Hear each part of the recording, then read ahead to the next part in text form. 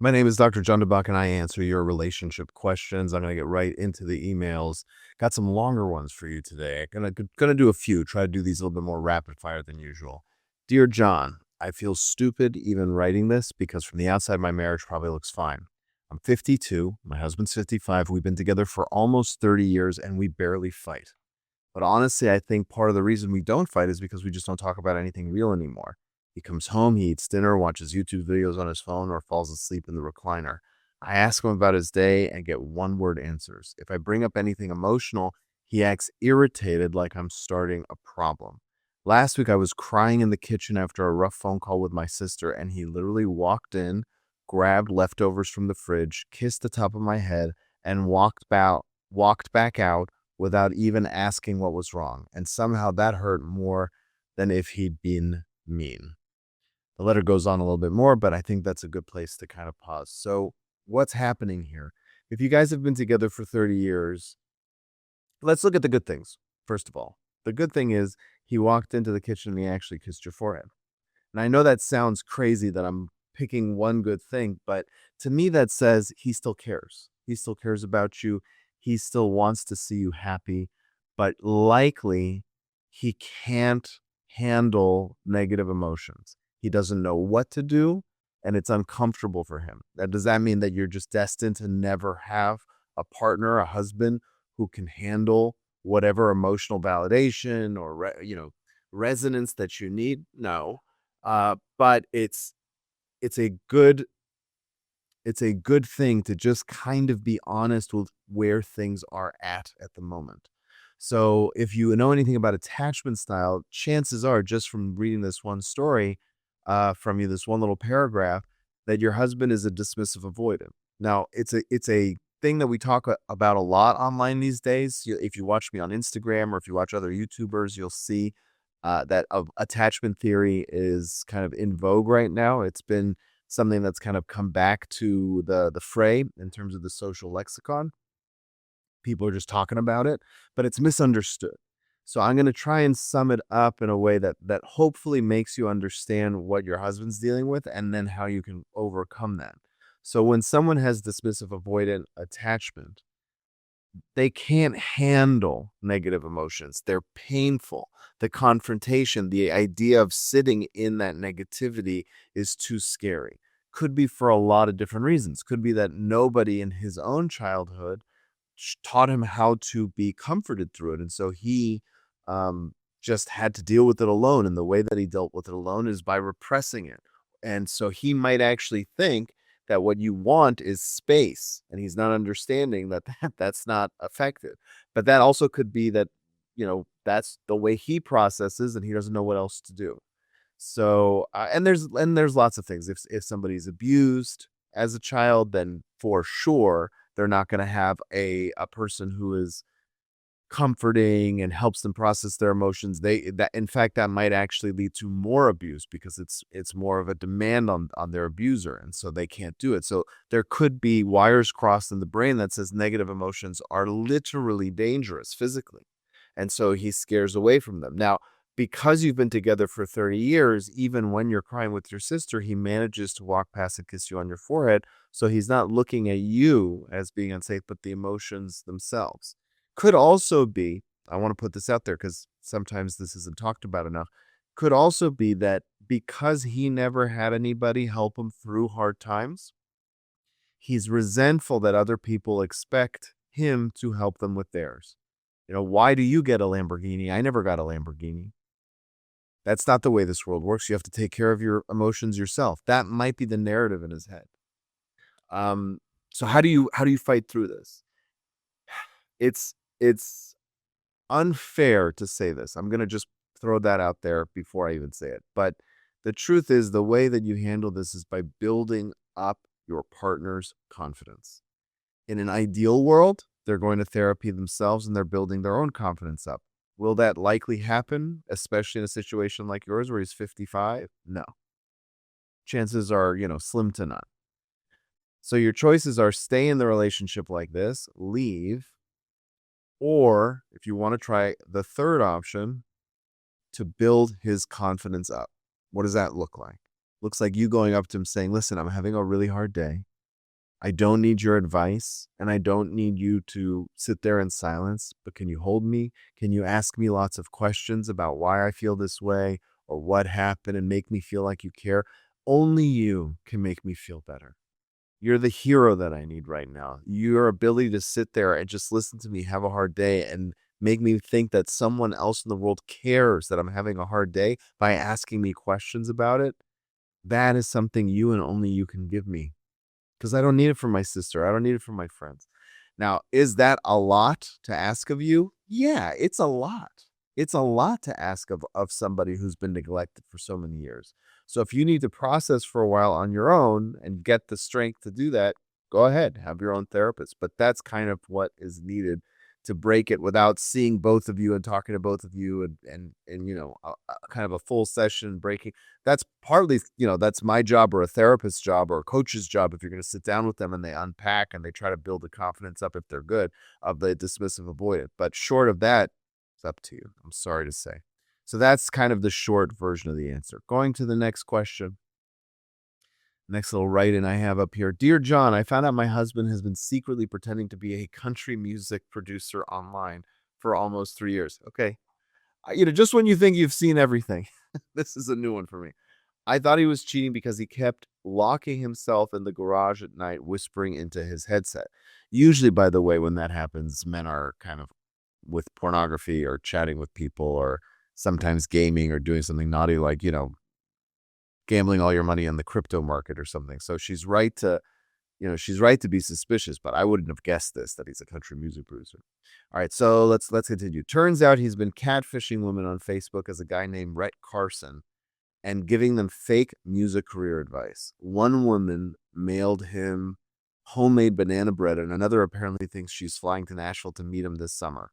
My husband's a 53-year-old accountant from Jersey who's never touched a guitar in his life. I genuinely don't know how to process this. Woo! I don't mean to laugh. I know this is your life and this is serious, but it honestly sounds like it's kind of an episode of The Simpsons. Let's talk about what's going on emotionally. So clearly your husband is in desperate need to feel important in his life. If he's an accountant, I would actually start with the career, right? Because accountants can be incredibly, proud of what they do, especially if they have clients that are impressive and they're good at their job. They can be very proud of what they do. But he could also be a cog in the wheel and not be getting much fulfillment from his career itself. Because that's really what's going on here is he likes the attention. I'm assuming, because you didn't say anything about it, that he hasn't actually met any of these women online. In real life, that is. So if that's the case, then really it is just about feeling special, feeling important. I'll be honest with you. I've actually never shared this with anybody. I maybe a friend or two, but never online. So when I was 14 or 15 years old, I was in the chat rooms. This is back long ago, back in the days of like AOL chat rooms. And I pretended to be a 30 or 40-year-old single man with marriage problems because that was the chat room I stumbled into. And I said, all right, I'll play along and I'll take on a persona. And I struck up a friendship with a woman in another state who always complained about her husband. And I kept telling her how great she was and how amazing she was. We never exchanged pictures or anything. But after, I think a month or two, I let the cat out of the bag that I was really 15 and she was heartbroken. I just felt like I couldn't do it anymore. But the reason I tell you this story, and of course it taught me a lot about how like that's so unfair to do online to people. And it was a stupid thing to do. I regret it. But what I did learn was there was an amazing feeling of feeling like somebody's hero, of having advice, giving that validation. And if the only way you know how to do that is by being fake, that's very sad. I mean, the real answer is if he's doing it specifically to women, he needs to feel like a hero in your life again. Now, that's not on you. Right? I know I talked earlier about building the confidence up. If that's something you're willing to do, that's always welcome. But you have to ask him, like, you have to kind of tell him, like, you should be trying to give me advice, not about country music, but about life. You should be trying to help me and make me feel special. Why am I not enough for you? And you can confront him on that. But that's what's going on. He doesn't feel special enough. Now, if this is a pattern that you see happening again and again in your relationship, which I think you would have mentioned, but just there could be something deeper going on. There could be some, narcissistic tendencies. There could be some other disorders and stuff. I'm not going to try and diagnose it. It's not my place. But if this is a one-off thing where he's 53 and this is a midlife crisis and he just wants to feel important, it's because he doesn't feel important anywhere else in his life. And there's so many opportunities to feel important. You could become a big brother to, foster kids. You could volunteer at your local religious organization, your church, your temple, your mosque, whatever it is. There's ways you can feel important again. And he's expressing the need to do that, but in an unhealthy way, unfortunately. And God, these poor women who are just, being led down the wrong path. So sad. All right, we got one more I'm going to do real quickly.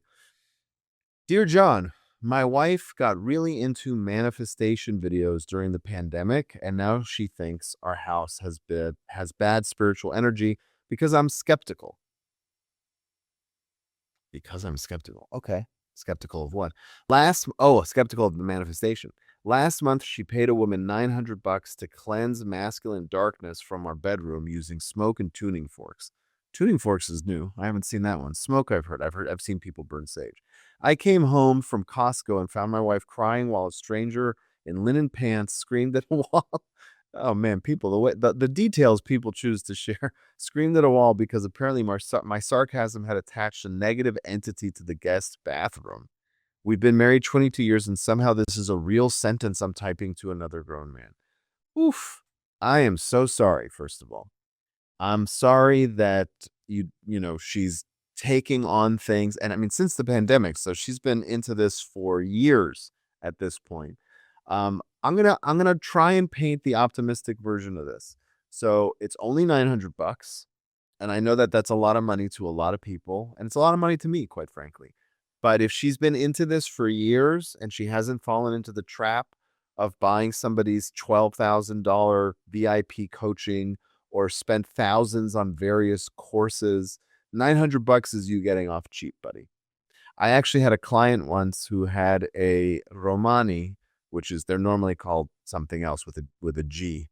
But they had a Romani woman who came and swindled them, a fortune teller, uh, with an insurance claim where she, basically threw her head into the counter so that she can cut herself and sue either the homeowners or the insurance, and it cost a lot more than $900. There are a lot of snaky people in the manifestation world. At best, manifestation is an amazing, bastion of thinking positively, learning gratitude, and can really be a positive effect on people. And at worst, it's essentially greed and witchcraft, mostly aimed at women. If you look at all the people out there, like, I don't even want to name names, but they run seminars and they have these weekend retreats. 80-90% of it is women. Women tend to believe more in the idea of the power of energy and presence because they're more emotionally inclined. These are sweeping generalizations, of course, right? And men like to think that they're in control. So if you can teach a man to game the stock market or crypto, you're going to sell a truckload of those courses. Whereas with women, they don't want to game the system. They want to feel like it's a holistic alignment. And that's what manifestation can capitalize on. So what do you do from a marriage standpoint? Because this is tough. So from a relationship and marriage standpoint, you have to hold a boundary with finances for sure. And with letting people into your house for sure. And you have to say, listen, I don't understand what you're doing with manifestation. Quite frankly, I don't believe in it. I am skeptical. But you know what? If it brings you happiness, that's fine. But there has to be limits on who has access to our house. This is my space too, and the finances. Those are two lines that you have to draw. If you have children and she's trying to loop the children into it, that's another one. Essentially, manifestation, because it is a belief system, you have to look at it almost as if she's adopted another religion. And if you're Catholic and and you guys got married Catholic and somebody says, I wake up and I'm Muslim, Do you always get divorced? No, not necessarily, but you have to say what you will and won't be able to accept. The things that for sure you should not accept are things that affect you directly, like your finances and who's let into your home. Those are hard lines. Um, and the truth is if she's been into it for years already, she's likely gonna stay into it, and unless she has a situation like my other clients where the fortune teller, really, really kind of took them for a ride. And so if you feel like this is going to be a part of her character and identity, like a prominent one, not something she just does in the mornings quietly on her own, but this is going to be part of her personality moving forward, you have a choice to make of whether that's going to be enough for you, or not enough, but if it's going to be too radically different for you as a husband compared to what you were used to.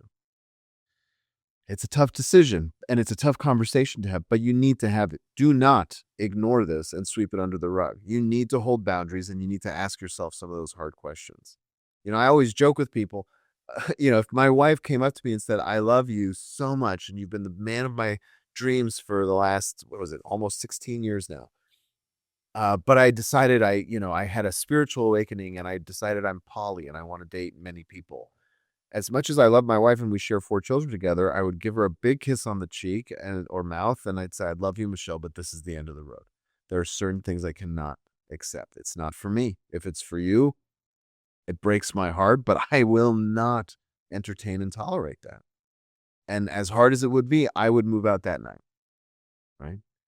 That's saying that this is my lifestyle and this is the way going forward is harder sometimes than even seeing that someone made a huge mistake like having an affair and they regret it and they want to go back to the old ways.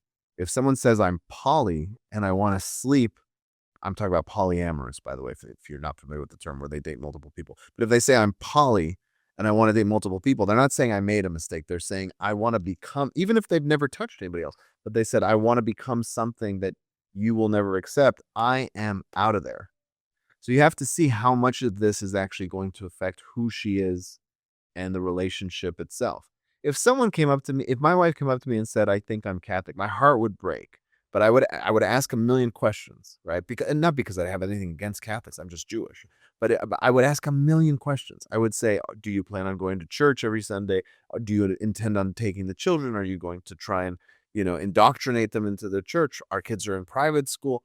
If it was a personal thing, I'd probably try to make it work. I'll be honest with you. I'd probably say, "Okay, well, like if your Sunday mornings are taken and you volunteer once in a while, but you're not having church functions at our house, maybe I can live with it." Like if you're not going to try and preach to me and it's like to each his own, you're allowed to have your own personal journey. But if it starts directly affecting me, that's a problem. That's a problem for me. And you have to decide, is this one of those things? If you have a question you want me to answer, there is instructions on how you can send that to me in the description below. Thank you so much for watching, and don't forget to like and subscribe.